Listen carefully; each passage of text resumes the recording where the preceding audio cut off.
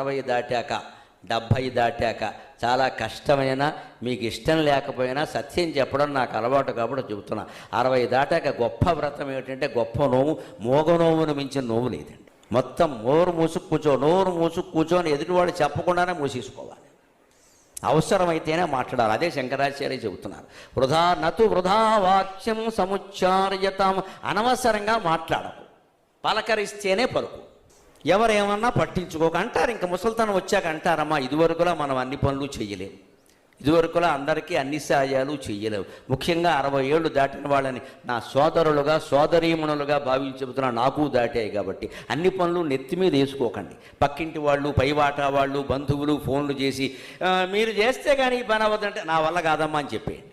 ఆ నో చెప్పడం కూడా అలవాటు పడాలమ్మా. చాలామందికి ముఖ్యంగా మహిళలకి అలవాటు ఉండదు. ఆ మొహమాటం కారణంగా అన్ని నెత్తి మీద పెట్టుకుని బీపీలు షుగర్లు పెంచుకుంటారు బాగా.